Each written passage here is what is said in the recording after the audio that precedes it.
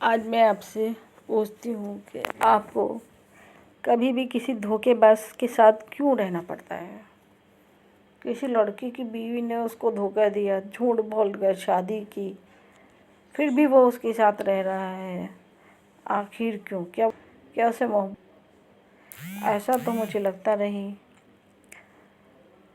सिर्फ तुम तभी उसके साथ रह पाओगे जब तुम्हारी कोई बहुत बड़ी मजबूरी होगी। तुम मुझसे अलग रहोगे तो तुम्हारा गुजारा नहीं होगा, या तो तुम्हारे पास पैसे की कमी है तभी तुम उसके अंडर में हो। तुम्हारे पैसा नहीं है इसलिए तुम्हारी शादी नहीं हो रही थी, शायद अब हो गई है तो तुम इस वजह से उसके साथ रह रहे हो। या फिर तुम्हारा ज़मीर ही ऐसा है कि तुम धोखेबाज के साथ रह पा रहे हो।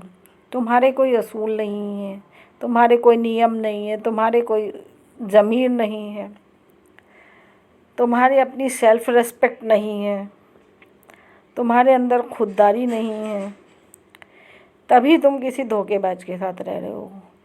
क्योंकि धोखेबाज के साथ रहना बहुत आसान काम नहीं है, बड़ा मुश्किल है। जब हम जिसने हमें धोखा दिया उसके साथ हम रह रहे हैं, खाना खा रहे हैं, सो रहे हैं, बैठ रहे हैं, हर घूमने जा रहे हैं, किस लिए?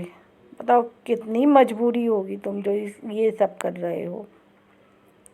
किसी को बता भी नहीं पा रहे हो और बस उसी के साथ रहना तुम्हारी एक मजबूरी है। क्योंकि तुम पैसे से भी कम हो और तुम चतुर भी नहीं हो। तुम शरीफ भी हो लेकिन शरीफ बेवकूफ़ वाले हो। शायद इसीलिए तुम्हें एक धोखेबाज के साथ रहना पड़ रहा है। अपने अंदर खुददारी लाओ, रिस्पेक्ट लाओ, अपना सम्मान लाओ। इतना पैसा कमाओ कि किसी के अंडर में ना आओ, धोखेबाज के साथ रिश्ता तोड़ सको, इतनी तुम्हारे अंदर ताकत हो। अपने को मजबूत करो, पैसे से भी, दिमाग से भी, मान सम्मान से भी, अपने उसूलों से भी। तभी तुम एक धोखेबाज के साथ नहीं रहोगे, वरना धोखेबाज के साथ रहना तुम्हारी मजबूरी बन जाएगी और तुम अपना दिल तोड़ करके और एक घुट घुट कर उसके साथ रहते रहोगे। मरने की बराबर है जीना भी।